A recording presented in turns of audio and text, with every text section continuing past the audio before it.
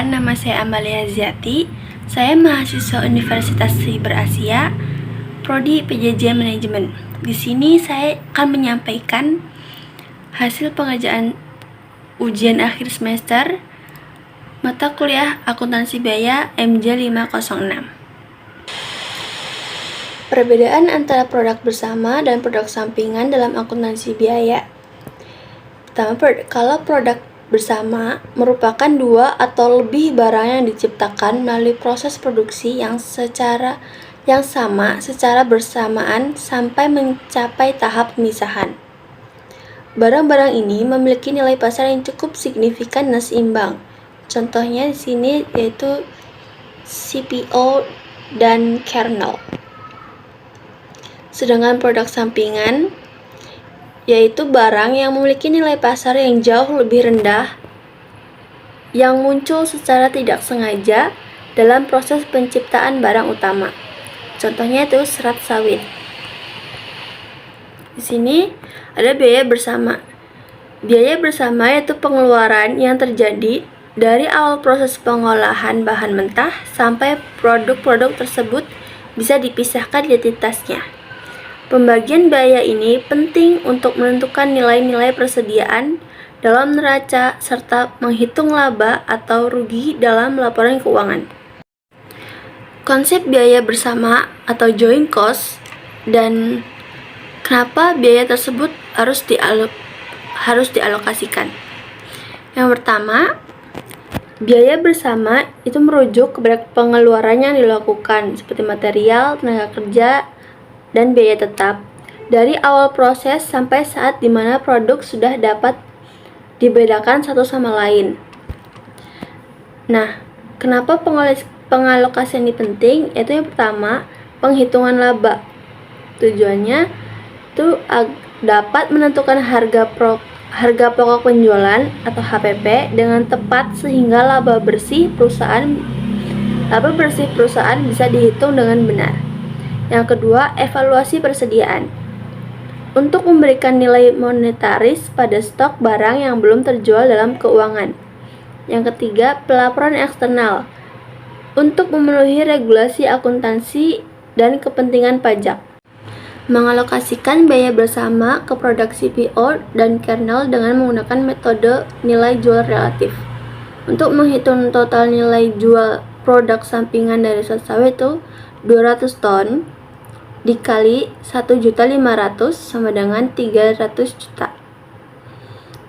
Tahap 2, menghitung biaya bersama neto setelah dikurangi dari produk sampingan. 900.000 dikurangi 300.000 sama dengan 600.000. Tahap 3 yaitu menghitung total nilai jual produk bersama.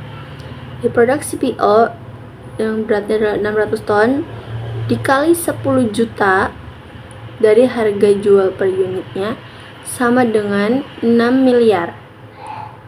Sedangkan kernel 300 ton dikali 7 juta sama dengan 2,1 miliar.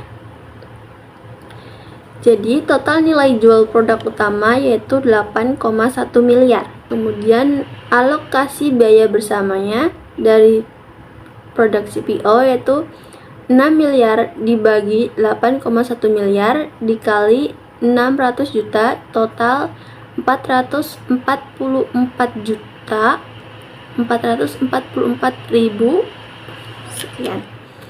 Alokasi kernel itu 2,1 M dibagi 8,1 M dikali 600 juta ya jadi 155.555.000 sekian. Perlakuan akuntansi terhadap produk sampingan dan serat sawit yaitu sebagai pendapatan tambahan. Pendapatan yang diperoleh dari penjualan serat sawit dicatat sebagai pendapatan yang tidak berasal dari kegiatan utama dan tidak berpengaruh pada biaya dasar produk utama. Lalu, sebagai pengurangan biaya produksi atau diterapkan pada poin 3,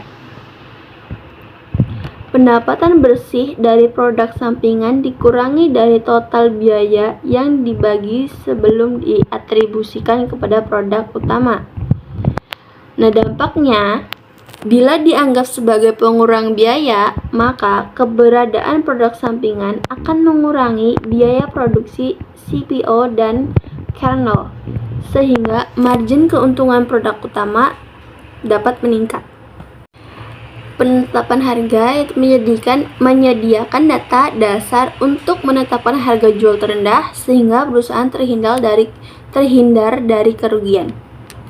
Evaluasi profitabilitas yaitu pihak manajemen dapat menganalisis produk mana yang memberikan kontribusi margin terbesar untuk perusahaan. Lalu keputusan proses selanjutnya yaitu membantu manajemen dalam menentukan apakah penjualan CPO secara langsung lebih menguntungkan dibandingkan mengolahnya lebih lanjut, seperti menjadi minyak goreng dengan mempertimbangkan pendapatan tambahan dan biaya tambahan. Lalu kontrol biaya yaitu memungkinkan pengawasan efisien dalam proses produksi secara bersamaan di setiap periode. Sekian dari saya. Terima kasih sudah menonton video ini sampai habis. Sampai jumpa.